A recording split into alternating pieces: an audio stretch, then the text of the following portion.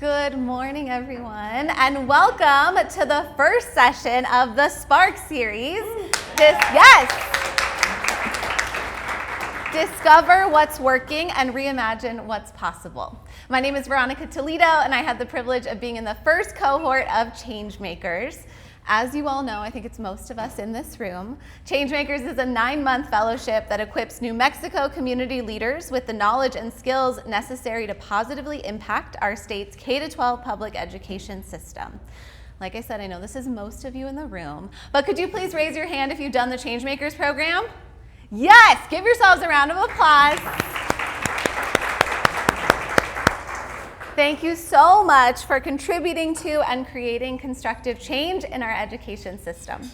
And thank you so much to others who are joining us in this room. We have elected officials, we have business and nonprofit leaders, school leaders, and so much more. Many Changemakers have joined post-fellowship working groups to take action in areas of interest. For example, my co-chair, Gabe Gallegos, and I are part of the amazing Shine the Light Committee, which is focused on recognizing and learning from models of success here in New Mexico and nationally. We developed the speaker series as part of this because we believe that fostering collaboration with leaders from near and far, we can learn what's working and apply those lessons to the road ahead.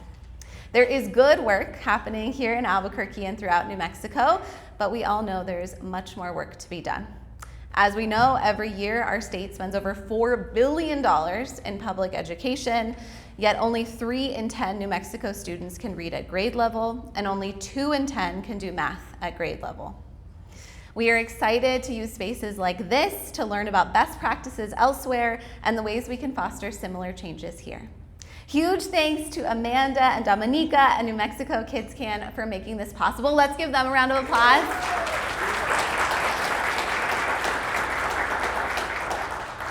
We'd also like to thank KW Consulting for their sponsorship of today's event. One more round of applause.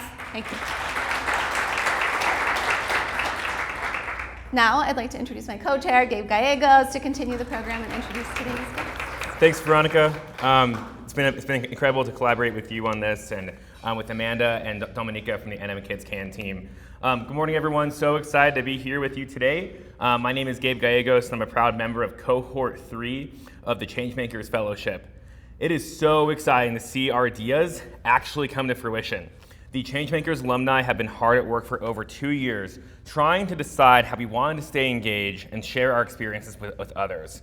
And that was really the genesis of our speaker series and our awards program, which you'll hear more about later today.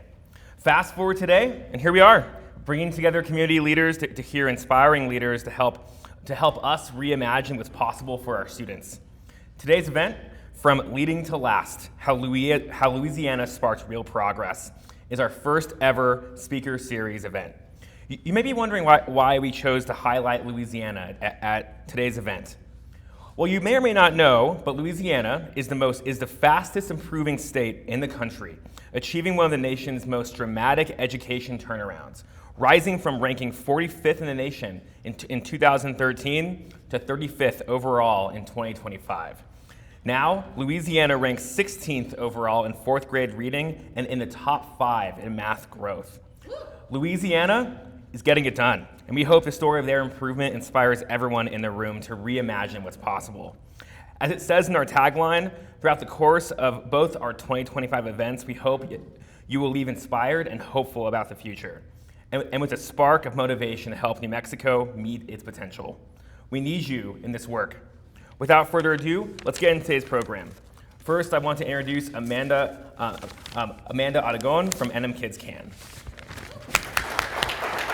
So a quick note about today's programming. If you saw our flyer, you might be expecting 2 legislators from Louisiana. And as often happens with elected officials, Representative Jason Hughes couldn't travel to New Mexico. He had to stay back in Louisiana. But we still have a really great program for you, and I'm so excited for you to hear from our 2 panelists, Kelli and Senator McMath. I promise you're going to be so inspired by what has transpired in Louisiana, and I hope that you will take so much inspiration away from today. So first, I will introduce my counterpart from Louisiana, Kelli. Kelli brings a wealth of electoral, legislative, and educational leadership experience to the education reform movement in Louisiana. As LouisianaKidsMatter's executive director, Kelli works closely with state leaders, elected officials, and coalition partners on education policy in the Pelican State. Prior to founding LA Kids Matter campaign, Kelli served as the director of political strategy for the American Federation for Children. And prior to joining AFC, Kelli served as government affairs and communications director for the Associated Professional Educators of Louisiana, also known as APPLE, where she worked together with legislators, state board members, which they call BESSY members, educators, community leaders, and various stakeholders to empower teachers and provide leadership opportunities for educators across Louisiana. During her nearly 7 years in the classroom, Kelli specialized in teaching 4th grade math and science. As a teacher, she held numerous leadership roles, including serving as a mentor teacher and creating district-wide curriculum and assessments for students. Kelli earned her undergraduate degree in elementary education from Louisiana State University and her master's degree in educational leadership from Southeastern Louisiana University. Please join me in welcoming Kelli.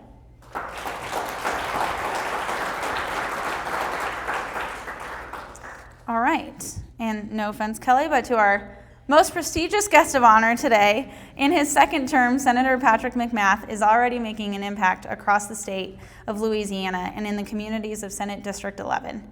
Currently serving as the chairman of the Senate Health and Welfare Committee, McMath is leading the charge in addressing critical needs throughout Louisiana. In addition to his role as chairman, McMath also serves as on the Judiciary Committee, the Transportation, Highway, and Public Works Committee, the Water Sector Commission, and the Senate Select Committee on Women and Children.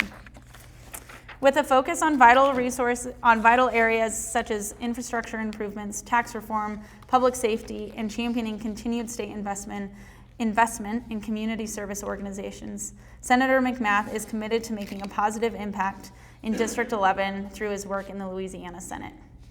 McMath is not only dedicated to his work in the Senate, but also to serving his community. He is involved in several organizations, including the Tammany Chamber of Commerce, the Boys and Girls Club of Covington, the Kelly Gibson Foundation, and the Child Advocacy Center Hope House, and is committed to leaving a stronger Louisiana for future generations. As a graduate of Louisiana State University, McMath earned his Bachelor of Arts in Political Science and went on to earn his Juris Doctorate from Loyola University New Orleans College of Law. Before entering politics, he served as an assistant district attorney in Louisiana's 22nd Judicial District Court. Outside of his political and professional pursuits, McMath finds his greatest joy in his family life. He is proud to call himself a husband to his wife Jane and a father to his 4 children, Mary Michael, Margot, George, and May. Senator McMath, welcome to the land of enchantment. Okay, so I want to cover some of your guys' progress, but before we get there, Kelli, you heard my intro of the senator, and Senator, you heard my intro of Kelli. Well, let's start with you, Kelli. What do you think the audience needs to know about Senator McMath? So, what you should know is when Senator McMath was elected, he was like, listen, I'm not going to be on the education committee. I don't do education. And so I was like, oh, okay, we'll see about that. Now he is a self-proclaimed education champion. I think that's more your proclamation. By the way, thanks for reading the long bio. I forgot my kids' names. It's been a little while.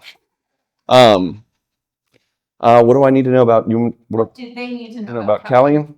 Kelli is, while she's technically, I guess, considered an advocate and a lobbyist, she is incredibly passionate about the cause of education and improving outcomes for children, not only in Louisiana, but across the country.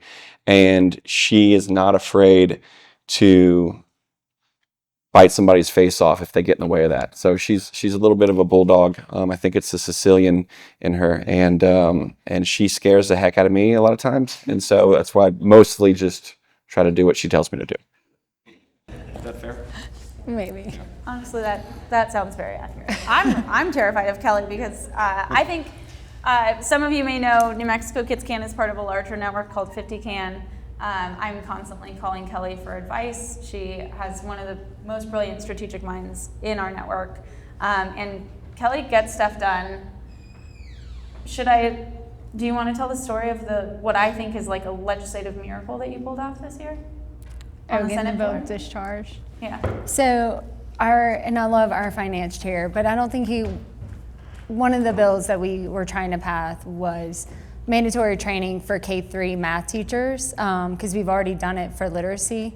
And so the bill got held up in the finance committee because even though it said we could use federal funds that were available, our chairman was like, this is gonna cost money, we're just gonna put it in the pile. We call it the pile.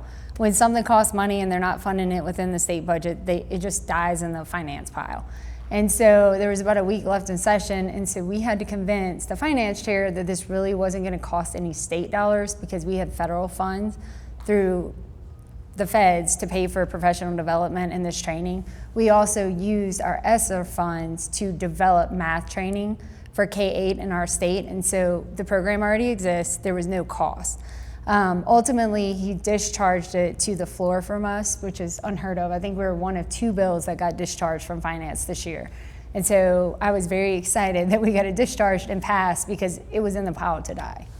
And ultimately, the bill passed twice because we also amended it onto another bill that gave teachers pay raises. Whether or not that was germane, I don't know, but we did it. Yeah, she's being humble. It's a very tactical chess move to get something discharged without the committee's vote, and then you need the support of the entire body, and she worked it, and so it's a good move. Knowing both of you a tiny bit, Kelli very well, I know you're both humble people, so pardon me while we brag about the incredible work of Louisiana for just a minute. For those of you in the room who may or may not have seen this chart, if you haven't seen it, it means you're not following us on social media, and you should be. But oftentimes in New Mexico, we hear a couple things about our education system. It is the way that it is because other parts of our society are the way they are.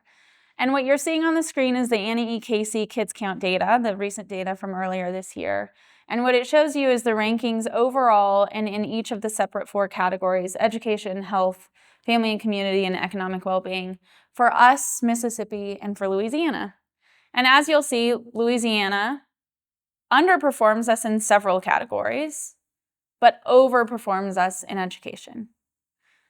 And that is a massive testament to the work that the 2 people on stage have done. It's a massive testament to the work that the educators in Louisiana have done, and the bipartisan nature of the work of improving Louisiana's education system, which is why we wanted you to hear from them today.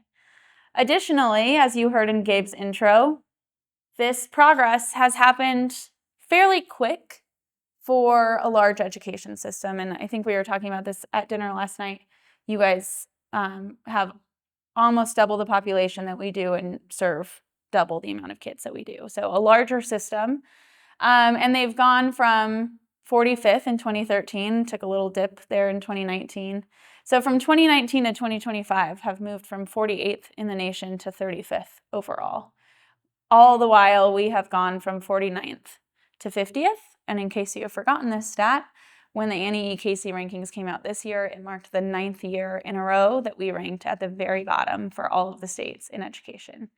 And so if you're still wondering, why are we hearing from people from Louisiana? It's because when we look at the numbers, we're very inspired by the work that's transpired there. And we think that we, all the way over here in the land of enchantment, have a lot to learn from the people that are getting it done.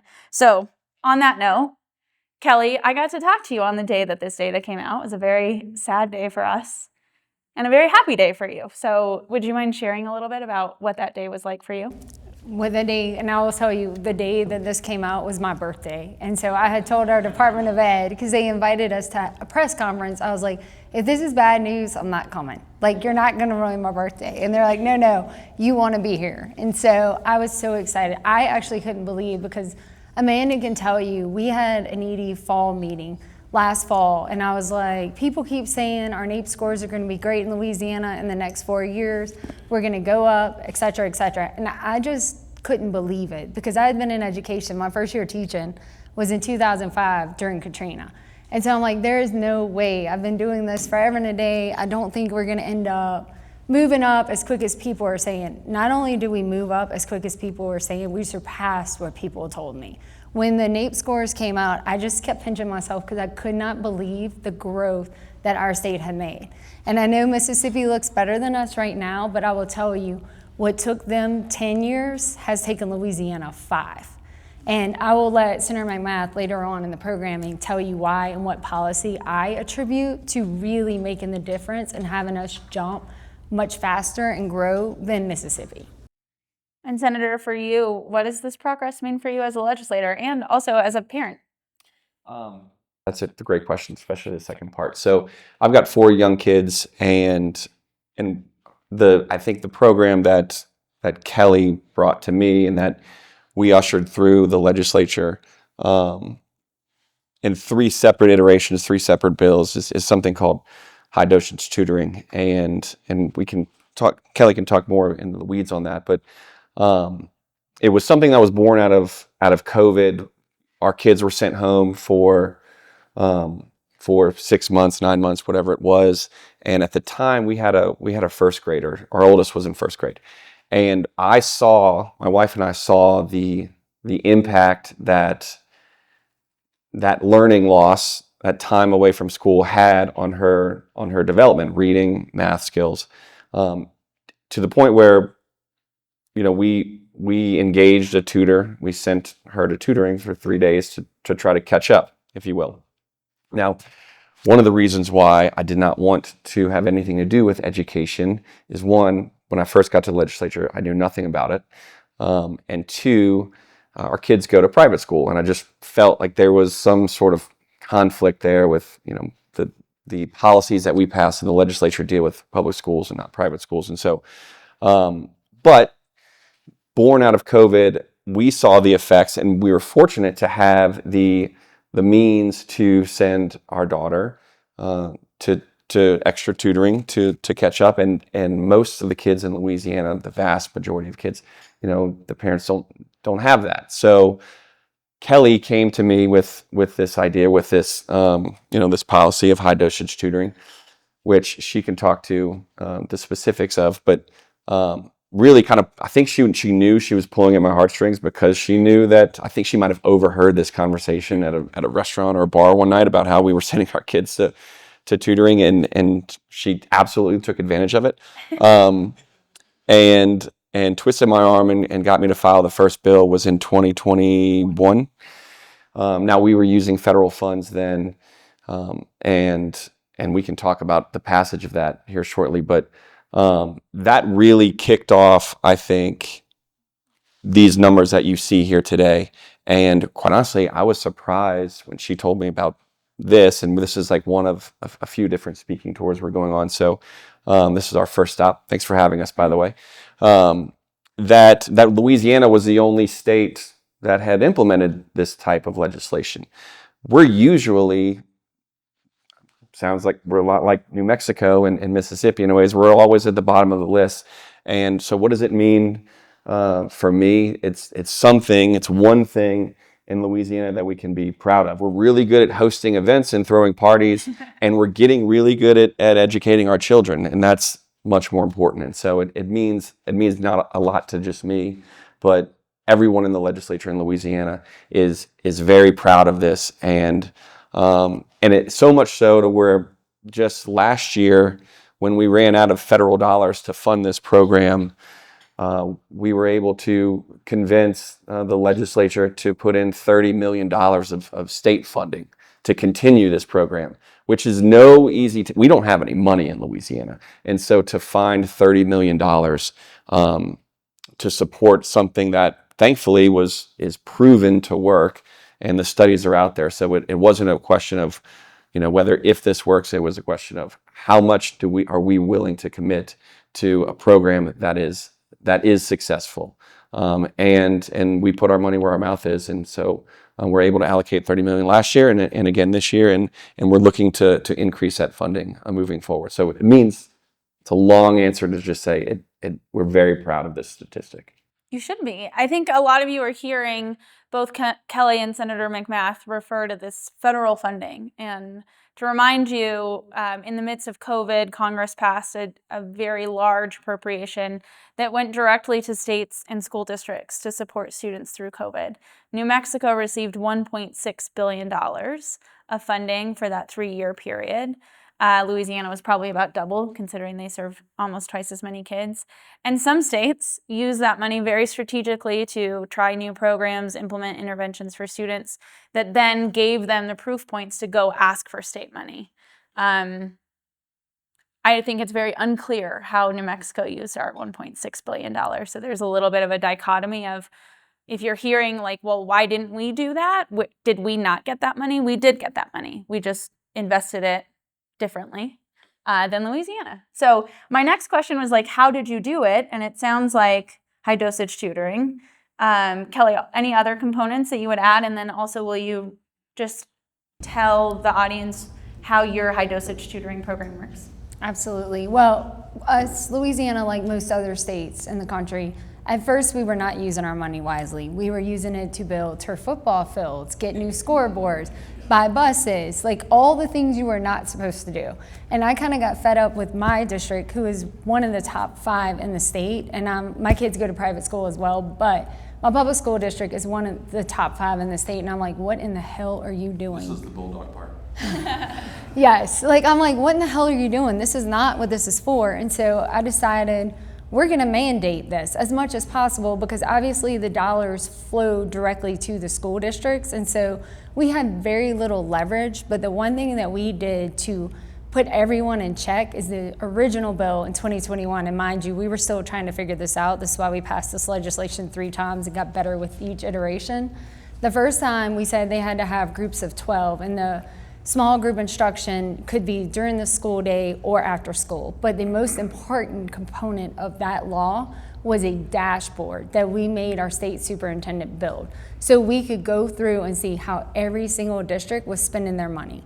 And they had to submit plans that had to be approved by the Department of Ed of how they were gonna do. We call it high dosage tutoring. I think here y'all call it high impact tutoring. Same thing, just different words. And so how they were spending the money. Well, that essentially shamed them. And in 2023 rolls around, and we still had spent a fraction of our dollars. And I'm like, what in the hell is going on? So I'm like, okay, Senator McMath, we need to take another bite at this apple. And so with that bite of the apple, we reduced the group size to 6.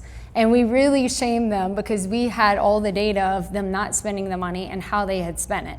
And so at this point, our superintendent was still kind of on board. Like, we didn't have many friends. People, I think, thought we were crazy. The superintendent of education was not supportive. The charter schools, which were heavily charter, like New Orleans is the only fully charter school system in the country, they were against it. Like, we didn't have many friends, but we were like, let's just see if this will work. By then, we were starting to see a little bit of the light at the end of the tunnel. Like, some of the districts that were doing it properly, they had shot up. And so we're like, okay, this is working. And there was research to back it. By 2023, we pretty much had enough. And we're like, okay, you didn't spend all your funds. You have until September of that year to expend them. And so people were really in the hot seat. Like, at that point, Bessie. Per the feds. Per the feds, yes. And Bessie and both education committees were willing to call school districts in and have oversight hearings if they were not spending the money properly. And by that point, I feel like the superintendent had bought in a whole lot more because he was watching our LEAP scores, which is our state assessment. And at that point, we went to groups of 4, although I'll tell you, research says groups of 3 are best.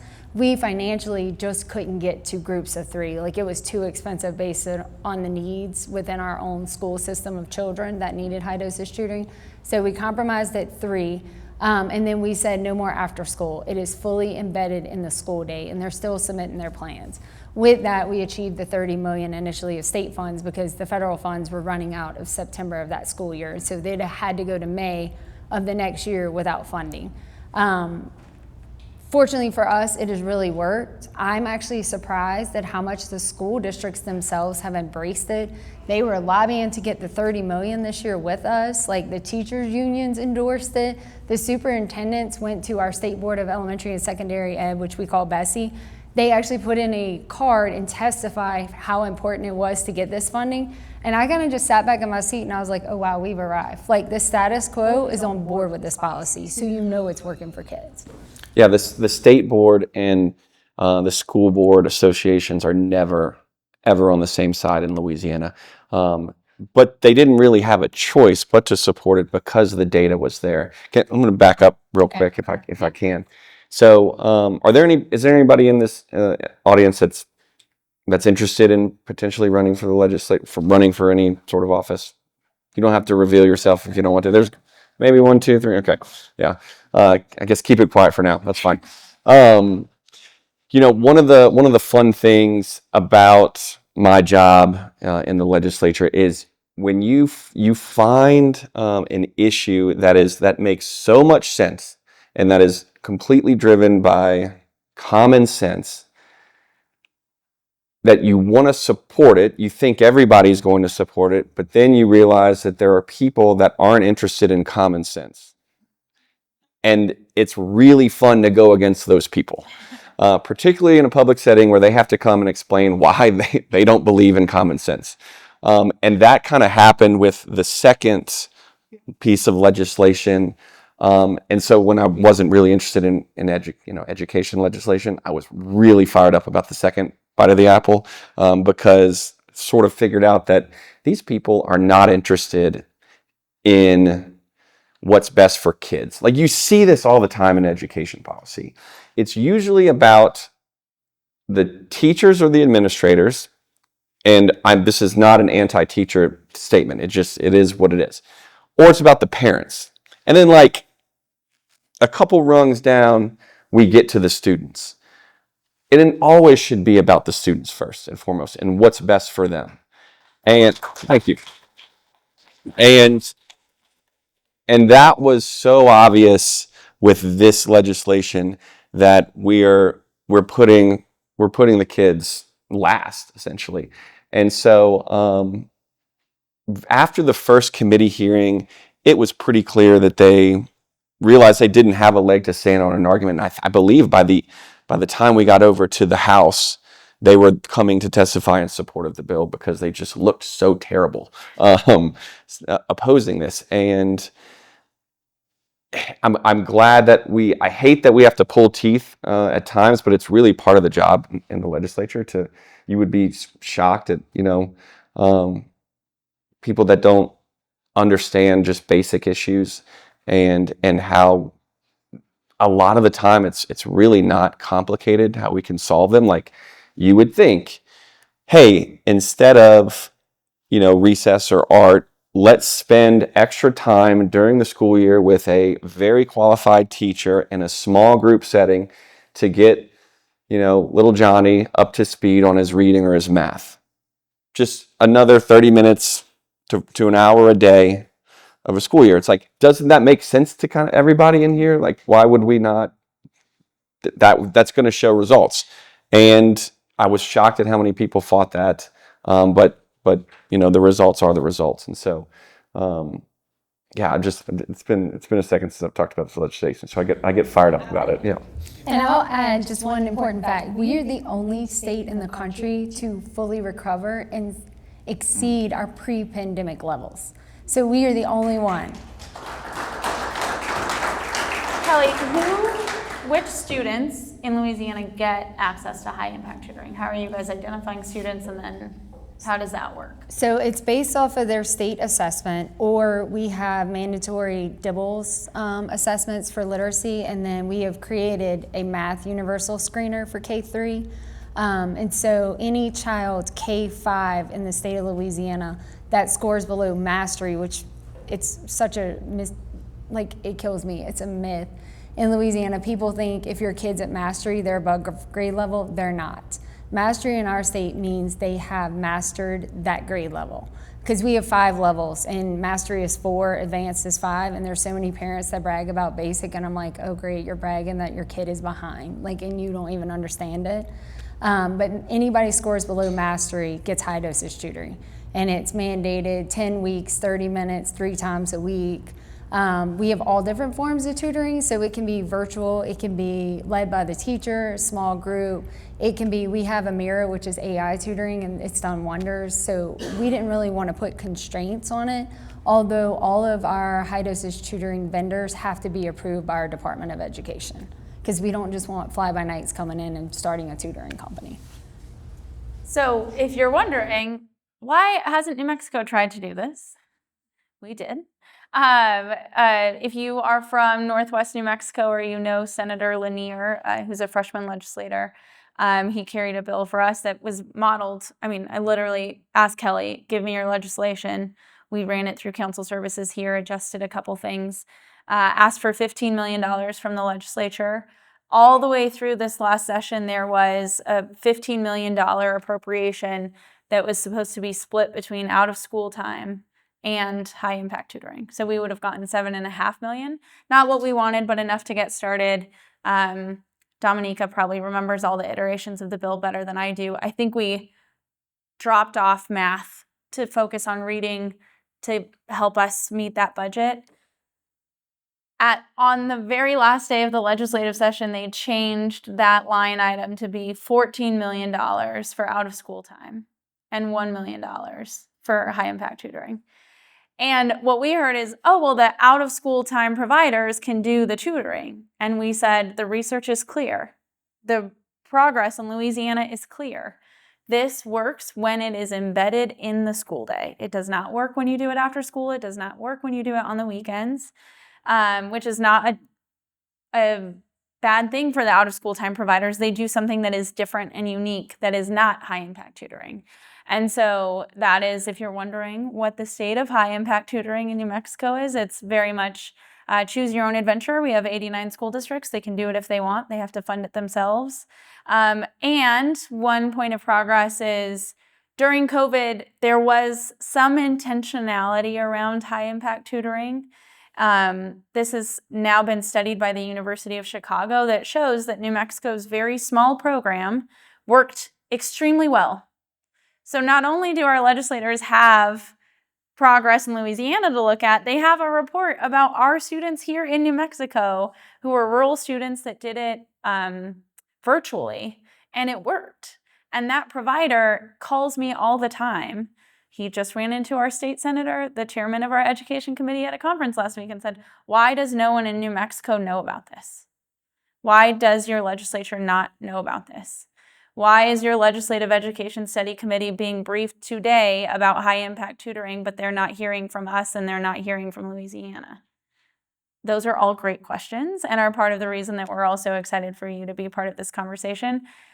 As important as we think high impact tutoring is, Kelli, you've mentioned that there's some kind of foundational accountability parts of your state system that you think kind of undergird the progress of high impact tutoring. Will you talk about this? Yes, so we did in 2024 when our new governor came in, we passed what was called the Dream Big Louisiana education package. And it had quite a few components. We had already done the literacy and mandated K-3 training, as well as DIBELS, and then the high dosage tutoring is what we call it, high impact tutoring for y'all.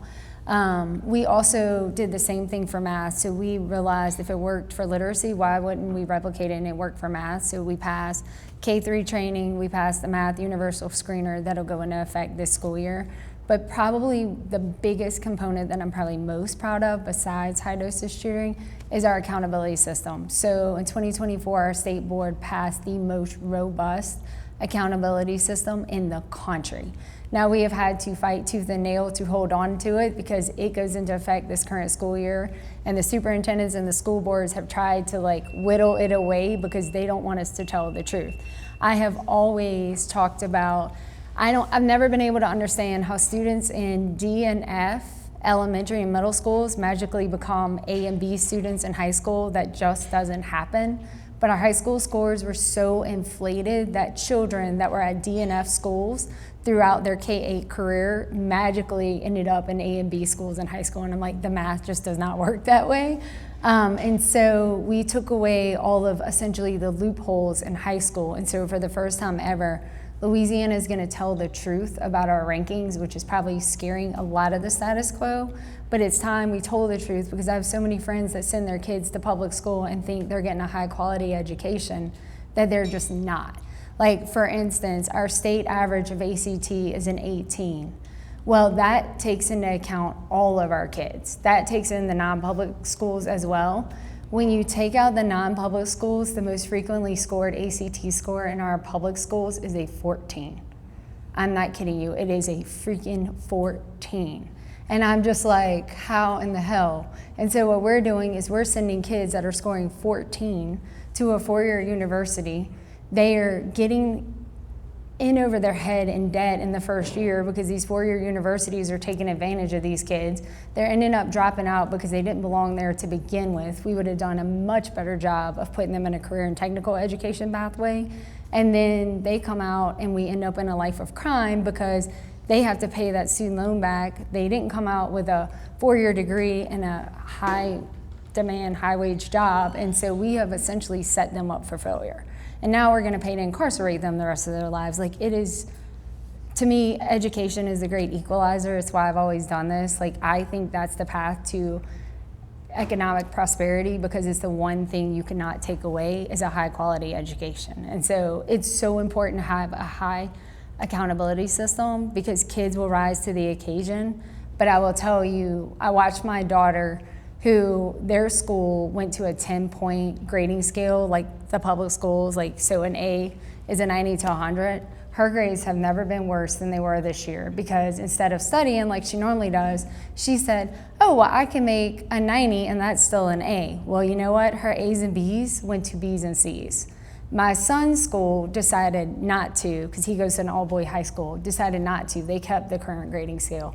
His grades didn't drop or change at all because he still, and so I'm like, this is accountability in a nutshell. They will rise to the occasion, but as soon as you water down your accountability system, they're gonna do the minimum. I watched it with my own two children, and it was, I could have choked my daughter, to be honest, because I'm like, you can make straight A's now, what are you doing? And I mean, in fairness, she struggles a little more than he does, but she just gave up and was like, well, I don't have to study as much. And I'm like, this is the epitome of why you need a great accountability system.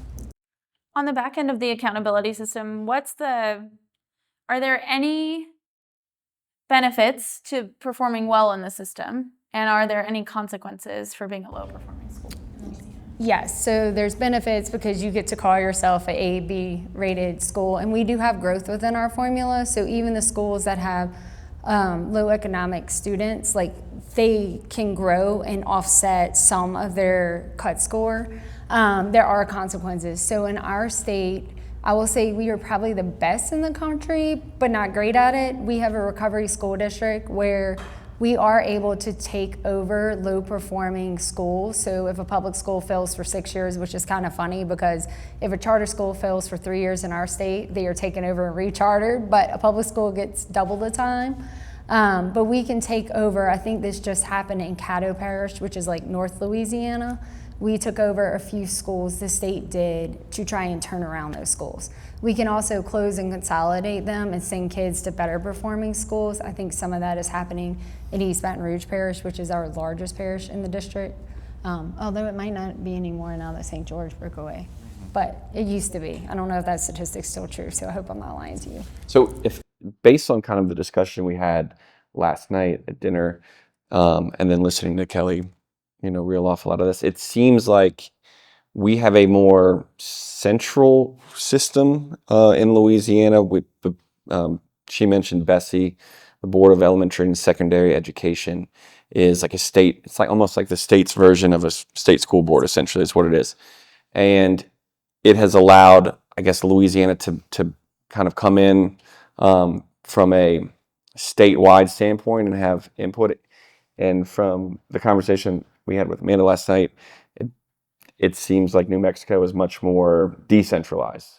That's I would fair? say I'm having a little cognitive dissonance of sitting on stage with two people from a Republican state and realizing that we are giving more authority to local control than you're hearing from our colleagues in Louisiana. But yeah, I think my perspective is it's very accurate to say like the superintendents are really the ones calling the shots in New Mexico, and the state is there to politely ask sometimes for them to do certain things. Yeah. And you see this all the time, and not just education, but law enforcement with sheriffs, district attorneys. There's a lot of, in Louisiana, and this is politics across the country, is right, you don't mess with my little fiefdom. Yep. To the detriment of the whole. Absolutely. So hopefully that's something maybe you guys can. Yeah, you heard it. Yeah. You heard it here. Okay, let's jump to, we're going to cover one more topic, and then we're going to come out to the audience for questions. So if you have questions, get ready. But many people here hear about the work of Louisiana or Mississippi or insert any state and have two responses. And those responses about why we can't replicate success here are one of two. The first is that you guys are a Republican state.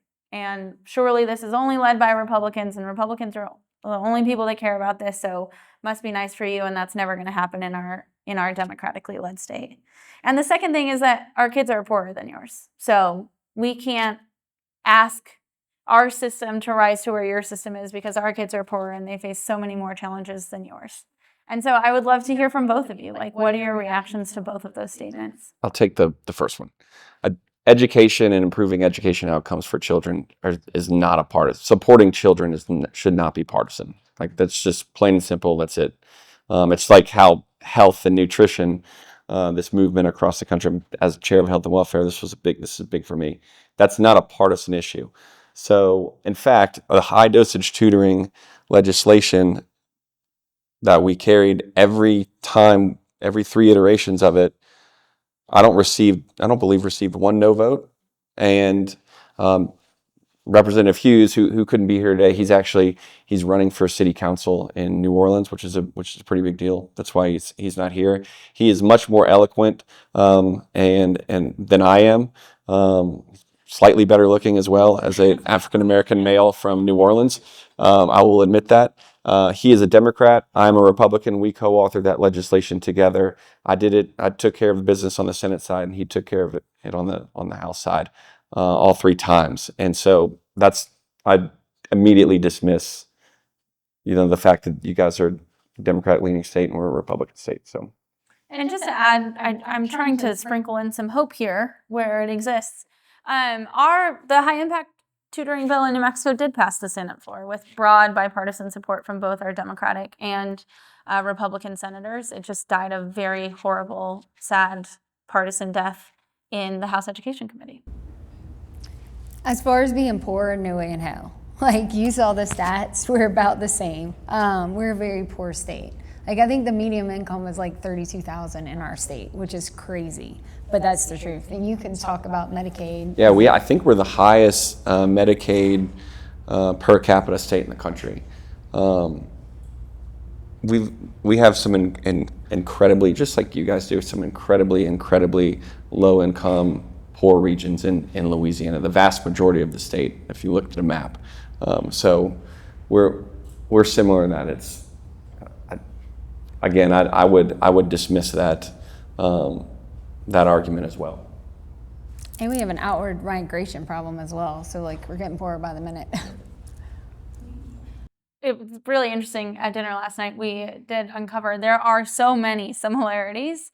And I think sometimes in this hyper-partisan world we live in, people say that's a red state or a blue state, and that's kind of where the conversation ends. There are so many similarities, from our really complex histories with racism to our Medicaid enrollment numbers to everything in between, that are very similar between Louisiana and New Mexico if you spend time learning and digging into the data and you don't just look at the color of the partisan political map that we so often see on the news. Yeah, if I can just speak from 100,000 foot, a lot of times legislators want to get sucked into the Washington, D.C., environment, this partisan environment, Fox News, CNN, MSNBC, and maybe you can get away with that in D.C., although I don't think it's very good for the country. But you can't get away with that at the state level, which I believe has a greater impact on our daily lives than what happens in D.C.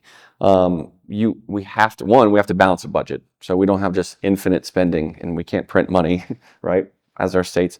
But 2, we have real problems to address, and we don't have much time to be partisan. There's for anyone interested in running for the legislature, this is just some just free advice.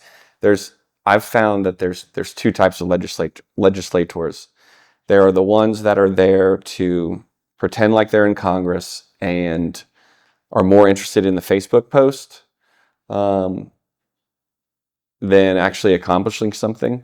And then there are those that want to truly be effective, both for their district and for their state and for the people that they represent. And so they take the time to build the relationships across the aisle with everyone, strategically, non-strategically, to be able to pass legislation and bring money home to the district and do the good things that the state that we need in Louisiana, that you guys need in New Mexico, and those people don't typically get caught up in the partisan BS.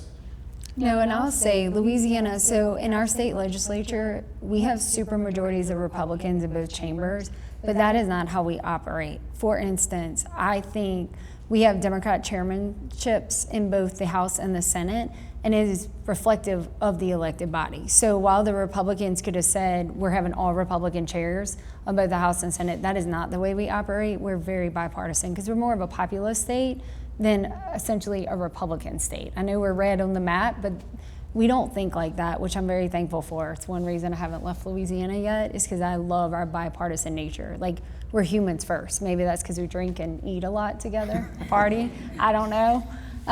But I think that's something unique that other states should emulate.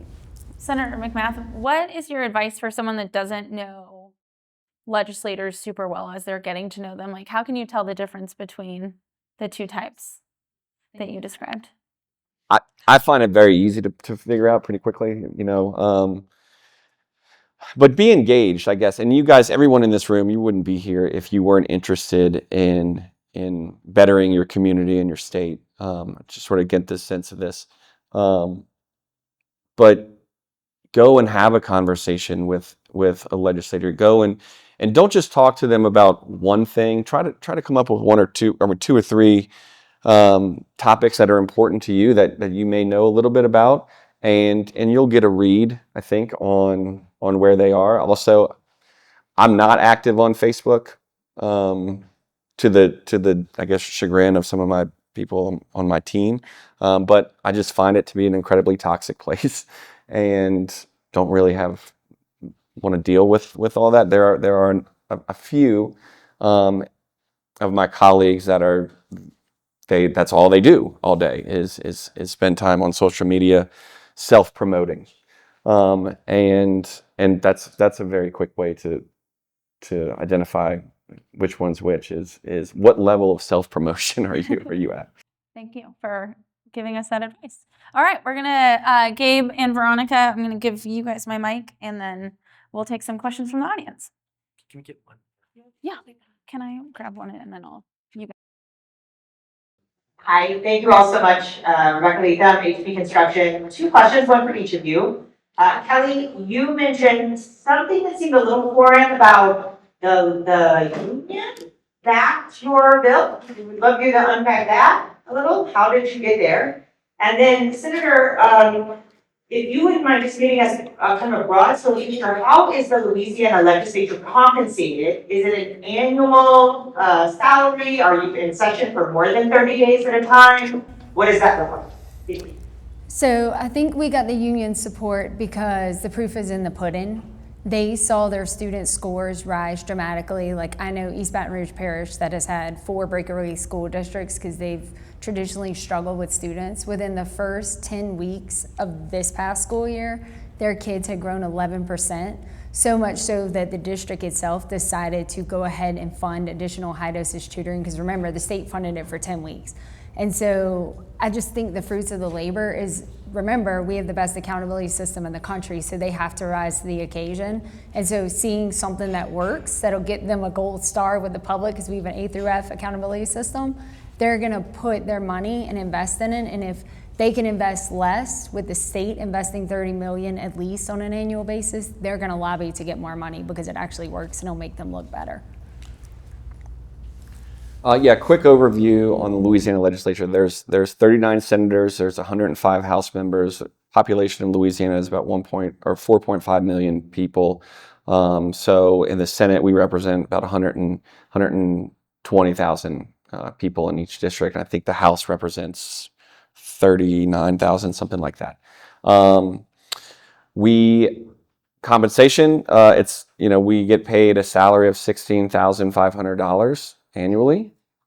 On top of that, we get a per diem when we're in session. So, some people who are there more, the chairs of committees will end up earning more money just earning, but just given how much time they're actually at the Capitol. We, in an even years or an odd year like this year, we're supposed to be in a fiscal session, which lasts 2 months, and it's supposed to be just regulated to just fiscal bills, taxes, fees, and that kind of thing. That is absolutely not how it actually works. In fact, the focus was this past session on everything except the state's fisc, it seems like. And then in a regular session, which is in even number of years, it's 3.5 months long. We prioritize Mardi Gras over everything else in the state. And so our session literally revolves around, we start after Mardi Gras, which coincides with the Lenten calendar. By the way, another thing that New Mexico and Louisiana have a lot in common is we have a large Catholic population, particularly in the South. But that can also be an advantage because most other states, they start their session in January or February. When do you guys start? Mid-January. Yeah. And so we're watching other pieces of legislation happen across the country in other states. And I had a very large bill this past session that dealt with nutrition and making Louisiana healthy and food and all that stuff, and was able to build a lot upon what was happening in other states based on the fact that we just celebrate Mardi Gras and we start later. And so I could sort of build the legislation on what other states were doing. And that's one of the beauties about this country is we have 50 states, 50 different legislatures. It's this one big experiment, and we can watch and see what's successful in this state and try to emulate that, and what's not working in another state and try to avoid like what we're discussing about here today. And so, yeah. Do you all get pension? Oh, yeah, I was jealous. I found this out last night. No, we do not get a pension. That would be nice, but it's supposed to be a part-time job. It is absolutely not a part-time job, especially if you're in the Senate and especially if you chair one of the larger committees. Health and welfare is a very big committee. It's probably one of the top, 4 or 5, and we're meeting year round. I mean, it seems like, and this is maybe a new trend. Kelli can speak to this. We'll have towards the end of session, you'll start to see people filing concurrent resolutions establishing this task force or this subcommittee to study this thing. And so we all take a break in the summer, and it's almost like we come back to work, starting when school goes back for these meetings.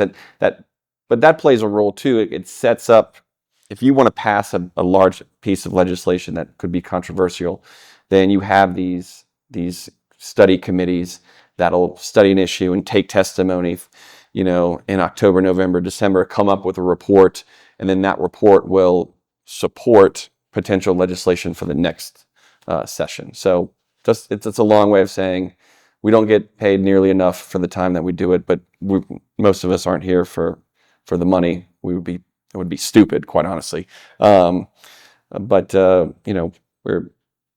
it's the best job I've ever had. I'll say that. But you have paid staff. Does the legislature have paid staff? Yeah. So every member in the House and the Senate has a legislative aide. That person is back in the district, and they help with constituent services. In the Senate, every senator has one staff member. If you're a freshman senator and you're not chairing a committee, you share that staffer with 3 other senators. If you chair a committee, you get like I have 2 staff attorneys, a secretary, a legislative floor aide, and then my staff back home. So it depends on the position that you're in. And I know we have some legislative aides here today, so thank you guys for being here with us. I think we have a question up here. Oh. Hi, I'm Michael Pfefferman, owner of Flow Coverage International here in town. I was a member of Changemakers Cohort 2, and we certainly learned, first off, thank you so much for being here. This is definitely inspiring to hear about, and hopeful for us to hear about. We definitely learned about a lot of the hurdles that can stand in the way of progress. In the Changemakers program, we spoke about many of them today. We talked about the fiefdoms that people have. What I'm wondering is if you could give us some information about, in Louisiana, what have members of the community done that have been crucial pieces of the puzzle to helping to get over those hurdles that are inevitable in making progress happen? Because here we are as members of the community looking to make a change, and any guidance you can provide us is helpful.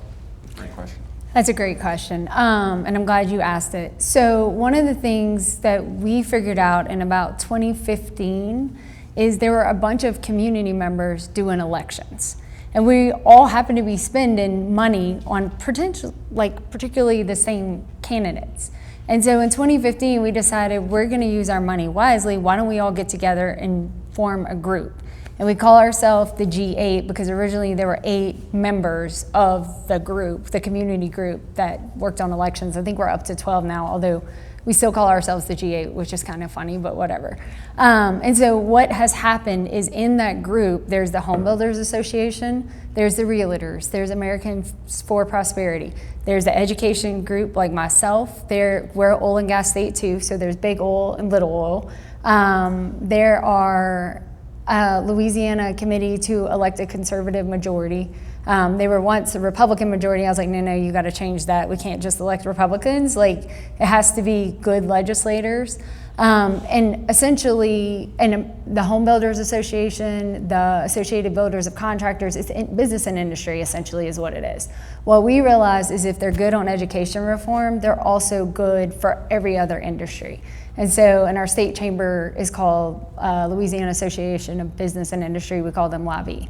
And so we sit together, we interview candidates, they come in this room, we're all around a big table. They know the G8 is interviewing us, we better do a good job. There's certain things we look for, certain things we don't.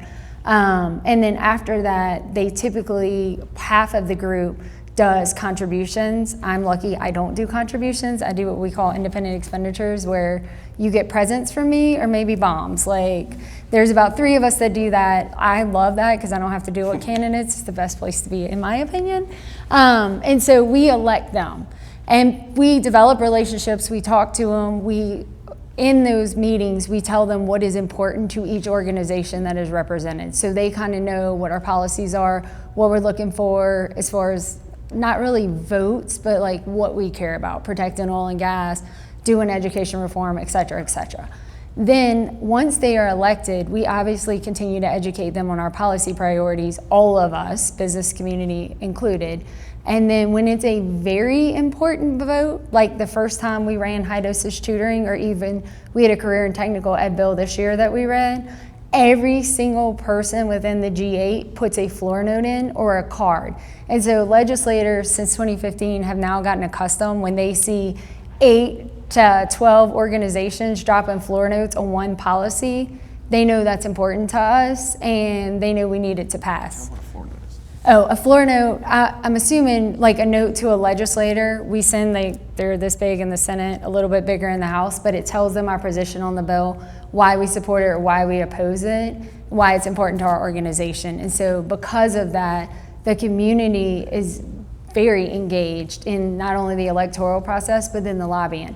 And so it's from start to finish, they get to know the organizations and their priorities, and they also know when it's everybody, like, this is hell of important, please do whatever we're asking because you're gonna be scored on it and essentially be held accountable the next election cycle. And so the more y'all could do that, like in other states, I've worked in a ton of states doing electoral work across the country.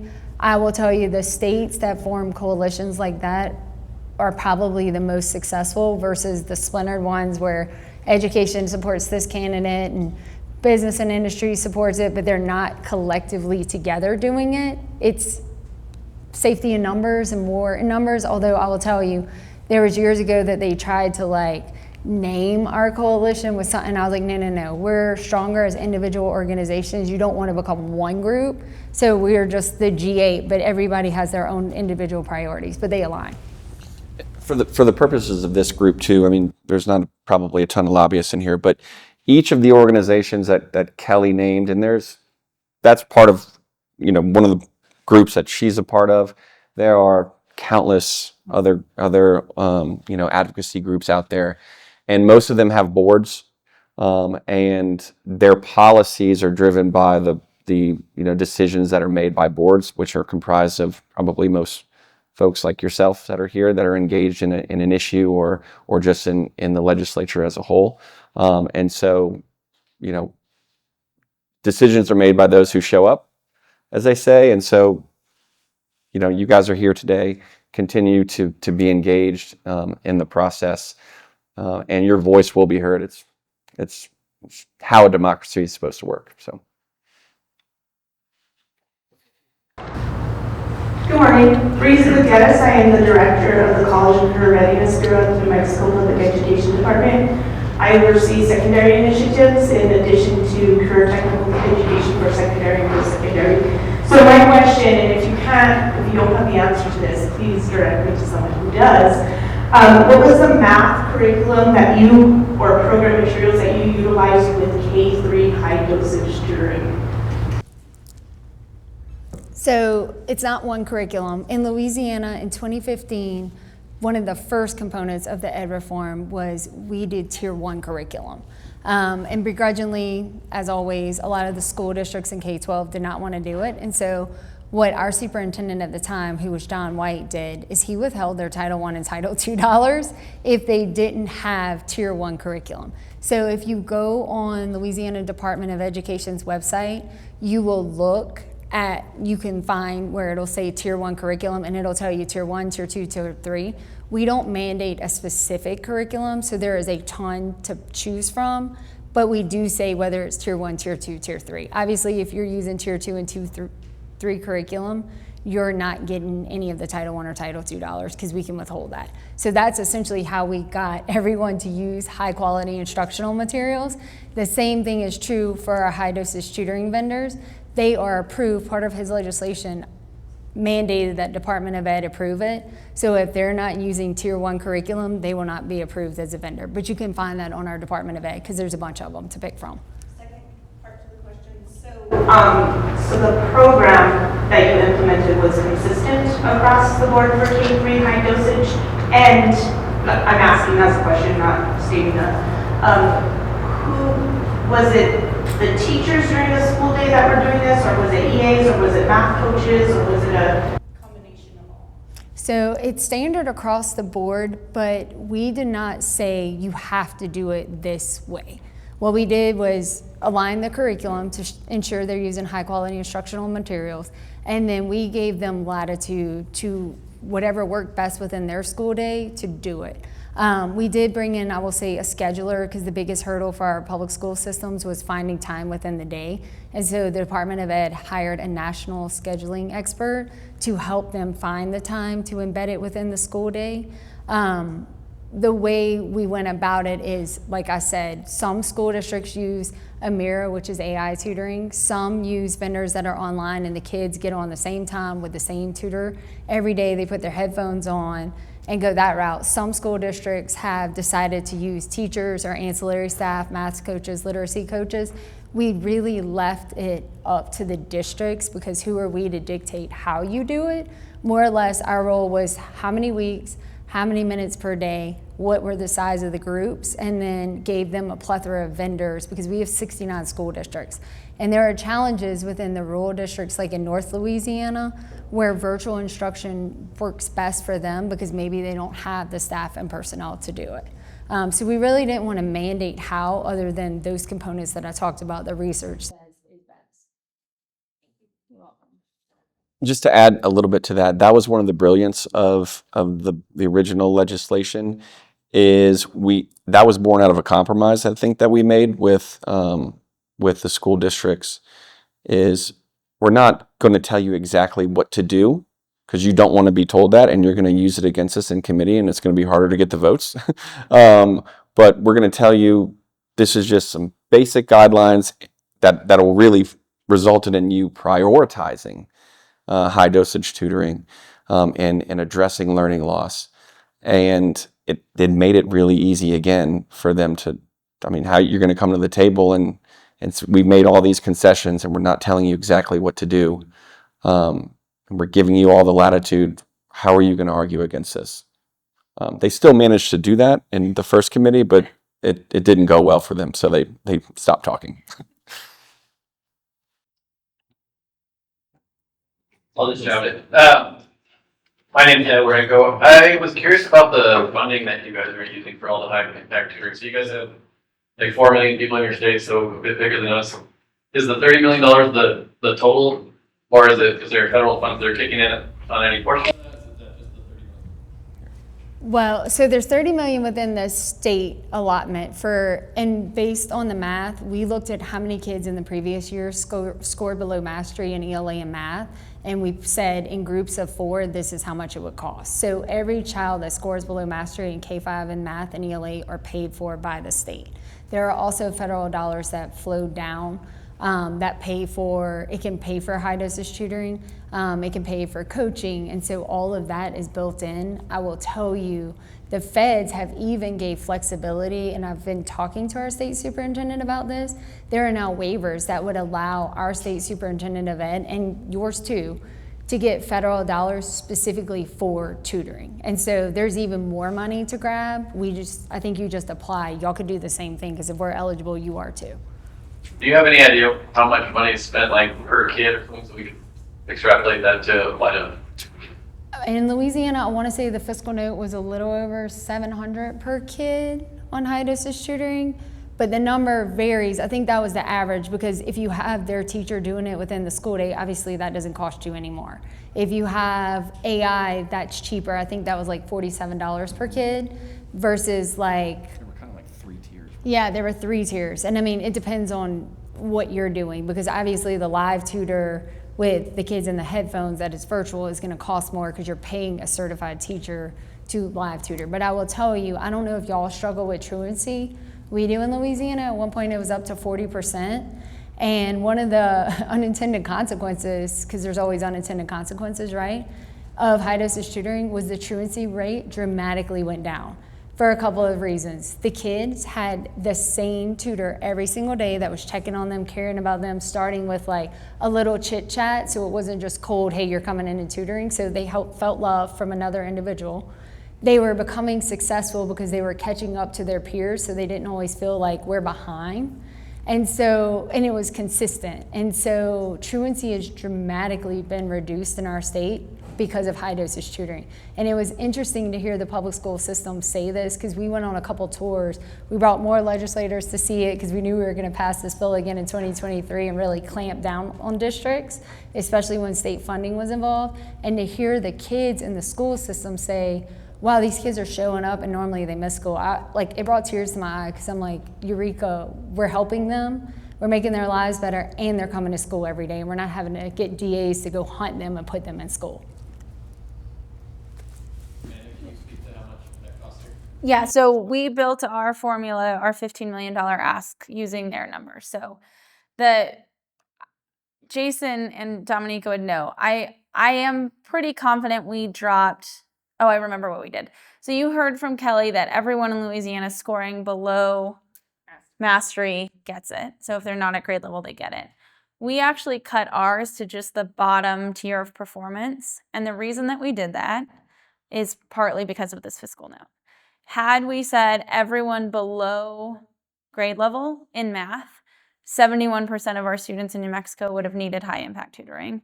It's too much of a lift to ask a district to do in a first year, and it's too expensive for the state. Now, at the same time, you can ask Dominica, Jason, and I, who sat in conversations, it feels awful to trade that middle group of students to say, like, sorry, we're not going to prioritize getting you this thing that we all know you need because it's too much money to ask the legislature for, especially when we have a billion-dollar surplus. The pragmatism of getting something passed makes you make really hard decisions about who gets what. And that is, so our final version of the bill is if you were in the bottom performance level on the state assessment in reading or math, then you got high impact tutoring. But if you were just below the bottom level, but not yet at grade level, you would not qualify for high impact tutoring. I mean, we may.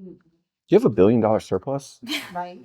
I don't even think that's the right number. Someone probably knows how much it is, but Everybody in here needs to, if you're sold on this, which you should be, needs to go and contact your legislators right now. Apparently, particularly the House chairman, and demand that some form of this program be implemented next year, especially if you have the money for it. That's always our biggest problem. Yeah, we don't have $1 billion surplus. We're in the hole and we're still finding a way to do it. The one thing that I forgot to mention earlier that I could kick myself, but now that you said this, so we did compromise too, as I said, K-5. Originally the bill was K-12. We didn't have the money. Like I said, we had to go from 3 to groups of 4, and we could only do K-5 because we said those gaps are smaller than the older kids, which K through 5. Yeah, I mean, we were sad that we couldn't get 6 through 12 because we wanted everyone, but we just couldn't afford it. The other thing that I forgot to mention that is super important about our accountability system is we double count the lowest performing kids. So the lowest 25%, which are the kids that are normally ignored, we double count them in our accountability system. So school districts have a ton of skin in the game if they don't catch the lowest performing kids up because they're double weighted in our formula, which is why high dosage tutoring matters so much, to catch those lowest performing ones up, because those are the ones that are going to end up incarcerated in a life of crime. It's not going to be your middle tier kids or your high performing ones. It's the low ones that have been abandoned. So that's also important when you think about accountability. Hi, my name is May Torres. I work for a nonprofit doing education policy. I have a whole page of questions for you, but I'm students to ask 2 really quick.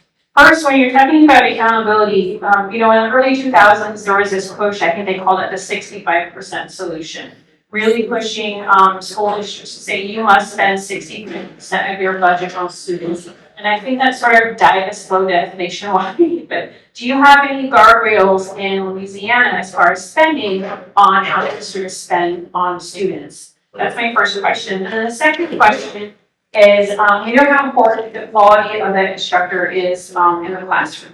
And here in Mexico, we have a very large portion of our new teachers coming from alternative license. Have you been struggling with that? Did you sort of open up your policy to allow for alternative license, and how are you handling, if there's tutoring, making sure that they're getting a quality instructor? How are you handling the quality of the teachers in your state? Okay, so I'll take the first question first. To your point, it did die a slow death. So in the state of Louisiana, back in the 2000s, we had a law on the books, and we still do, that says 70% of the dollars public schools receive should be spent in the classroom. What we, like New Mexico, saw over time is they weren't following this. And so we had our state superintendent run in 2024, remember that Dream Big Louisiana education package? That was part of it. And so what we did is any school district that is spending less than 70% of their, we call it the minimum foundation program, the MFP, which is the public school dollars, less than 70% in the classroom, they get a CEO that comes in and takes over and helps them spend $70% of their budget on the students in the state. And so I think the fiscal note on that was $150,000. Rep. Tony Bacala ran that bill. And so we helped them. So the superintendent can pick a CEO to go in, sit down with them, go through all their budget and what do school districts not want, an outsider coming in and going through their budget. And so it was funny how so many school districts within a year were all of a sudden in compliance with the 70% rule.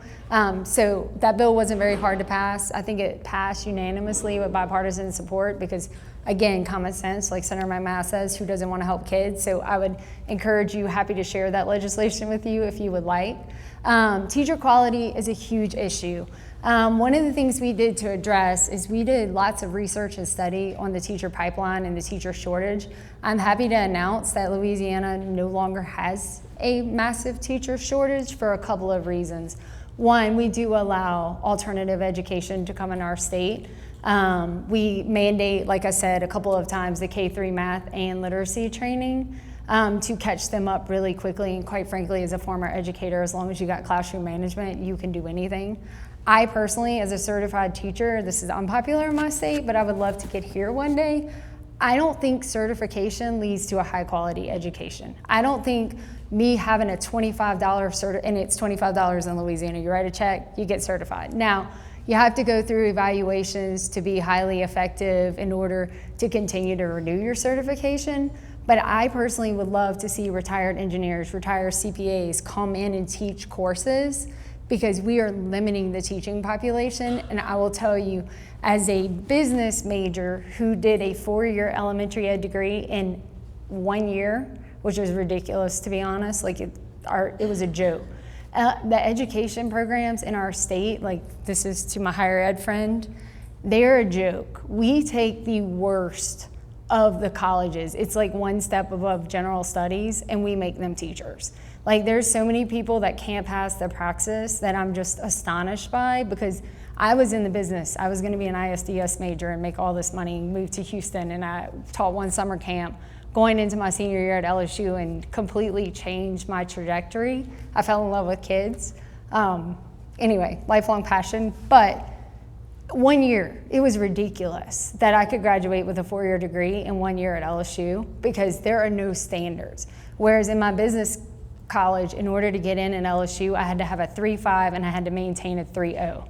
Education colleges don't do that. We take all the flunkies essentially. And I don't mean that any kind of way, like I'm a certified teacher, obviously.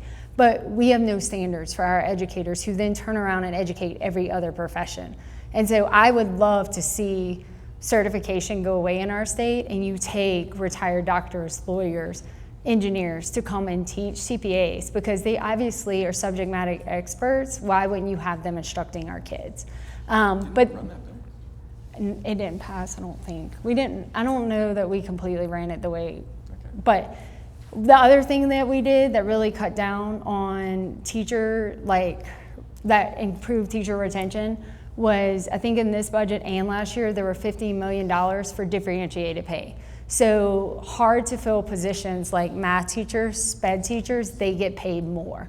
High performing teachers that their kids score above mastery consistently, they get paid more. Because here's the deal, in the business community, when you are a high achieving employee, you get paid more than your counterparts. The reason I left education is because I would get there at 6 a.m., I would leave at 6 p.m., and the third grade teachers that were down the hall from me, they would come in, like barely make it in by 8:30, leave at 3:30 with their purse on their shoulder, didn't bring anything home. And I'm like, these jokers are making more money than me and spending less time. And their student outcomes weren't any better than ours, because 4th grade at the time was high stakes testing. And so if our kids didn't pass, they didn't go to 5th grade. And so I'm like, what am I doing wrong? I'm working twice as hard and getting paid less because I've only been in the system for 7 years. And so we have to change the way education works. We have to change our colleges so they look for the best and brightest, and we have a minimum GPA and a minimum test score to get in. And then the other thing is we got to get rid of certification, I think, and have other industries come in, but you got to pay the high performing teachers more. It's why the charter sector is thriving, is they pay their teachers $100,000. Now, we could talk about benefits and defined benefit plans versus 401ks, which we got to fix that too, long term, but charter school teachers make more money when they perform better. We've got to be more like business and get rid of the factory system, in my opinion. One more question. Thank you. My name is Chuck Sommerson, and I'm actually, I work with Louisiana at the CCRB and Mexico PD. And I was kind of curious because you guys did talk about the recovery school district and that the state will take over the school that are low performing. What does that look like? I mean, is like the principals removed, or the teachers, are they bringing new staff? Kind of how does that how does that process work? Because I'm not trying to say anything about New Mexico, but I know that we have low performing schools. I know they were graded annually, and these low performing schools, sometimes it doesn't seem like there's any sort of action steps to better those schools. So I'm kind of curious on what Louisiana's action steps were on this. So that's a great question. What we typically do is we'll turn them into charter schools. So we have 5 different types of charters. It'll be a direct run charter where an operator will come in. So the school district still controls the funds. 2% of the funds will be held back for administrative, like busing, etc. But then essentially a mini school board, we call them LEAs, come in and will specifically run that school. And they'll have 3 years to turn it around, or it'll be sent out to another charter operator is how we handle it at the moment. And who does that consist of? Those like LEAs, are those like, are those like part of the state, or are those like principals? So it's essentially board members that'll hire a new principal for that school, and it's community members. So any of you could serve on the board of the LEA. All right, they will be here for a little bit after the session, so if you still have more questions, grab them. But can I get a warm thank you, please, to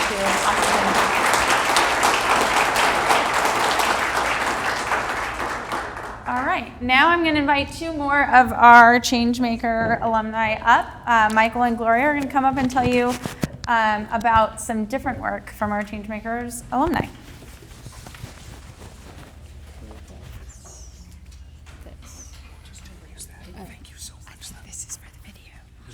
Right? Yeah, it's for the video. It's not for the video.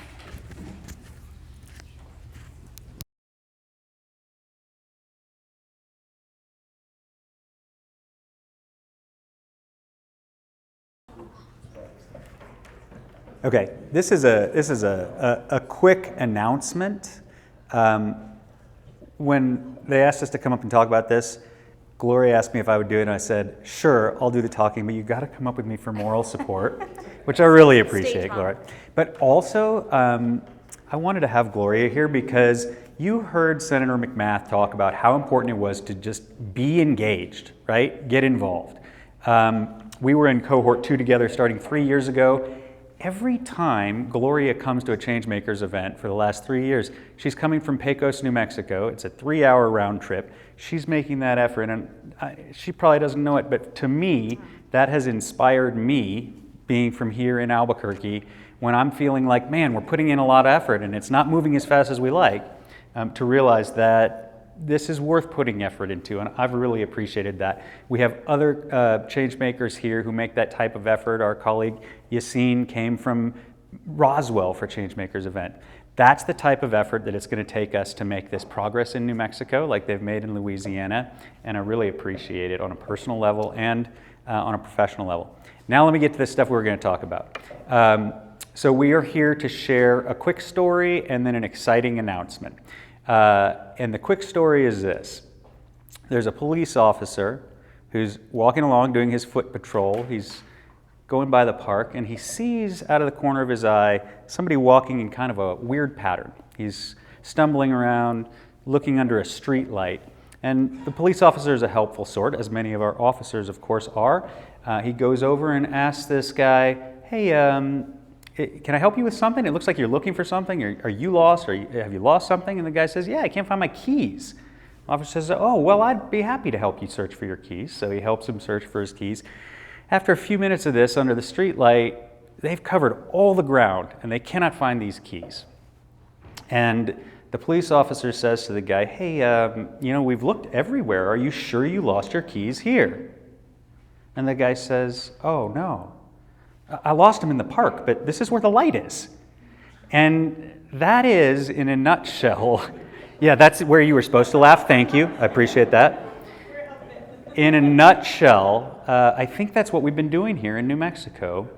We have been looking for the keys to education change under the bright lights of political headlines, as opposed to trying to, as they talked about here on stage, connect as a community, build a coalition that thinks that students need to be first and that the student outcomes need to be our top priority in education, and then stick to our guns and work together to make sure that that is what our legislators and our governors respond to, and that we hold their feet to the fire and make sure that real change happens. And I'm really proud that this event is happening because it shows that we are starting to do that as a Changemakers group. This is our first public event. This is the first time that outside of the people who are in the fellowship, we're bringing people in to learn about these things and to connect.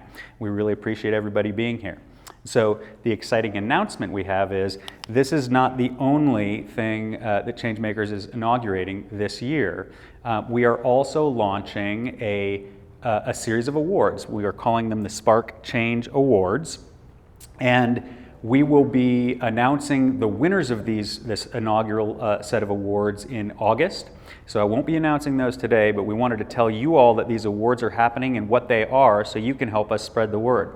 So what the awards are is we are going to be providing not only recognition, but also some financial contribution to the 18 top performing schools across our state in 2 categories. First, making positive change gains in student proficiency scores.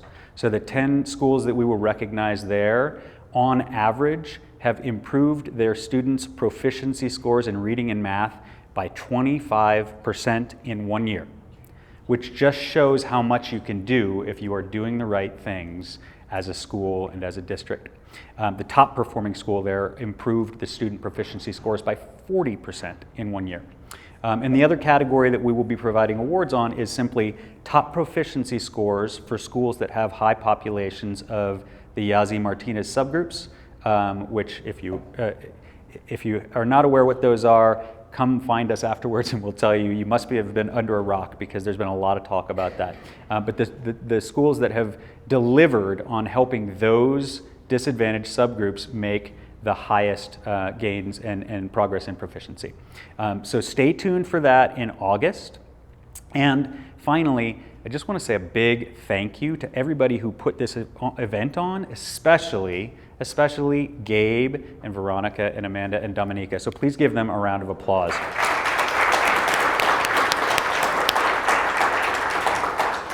And speaking of Gabe, I'm going to turn it back over to a Gabe to help bring us home here.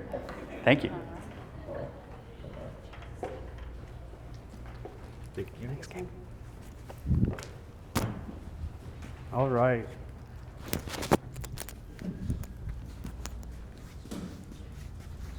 Is that to confirm I am who I say I am? Well, good morning, everyone. My name is Gabe Castro, and I was a member of Changemakers Cohort 4. Wasn't today amazing? Let's give them a round of applause one more time. Thank you again to our distinguished guest, Kelli Bottger and Senator McMath. We really appreciate you making the journey out to New Mexico and having this conversation this morning with us. And for those of you who are visiting who haven't been through the Changemakers program, I hope you feel the passion that you can hear in the voices of those that spoke and the questions in the room. If you have questions about what it means to join that fellowship, please engage with Amanda or Dominica or any one of the Changemakers cohort members. Across the country, extreme partisanship and division is driving us apart. And we hope that the Spark series continues to bring us together to create a new path forward. We're proud to announce that our next event, Better Together, Lessons from a Bipartisan Education Movement, will be on October 21st. What's that? Oh. The event will feature Mike Petrilli, president of the Fordham Institute, and Charlie Barone, vice president at the National Parents Union. Both Mike and Charlie have extensive experience working on their respective sides of the aisle to drive meaningful change for students, and we can't wait for you to hear from them. Mark October 21st, 2025 on your calendar, and on your tables, there's a QR code. Please go ahead and scan that and sign yourself up for updates on upcoming events. Thank you so much for joining us today. Your attendance demonstrates the impact of the Changemakers Fellowship. Thank you so much for your presence and your questions, and we know that you're so busy and you still made time to be here, and we really appreciate that. Before you leave, there's also a QR code up on the screen. This will take you to a post-event survey. We really value the feedback that we'll receive there so that we can continue to make this event something meaningful and impactful. Your feedback will also be requested via email if you do not submit it through the QR code. So you'll get that to the email you used to register. Thank you again for joining us and have a great day. And on your way out, please drop off your name tags so we can recycle them for future events. Thank you.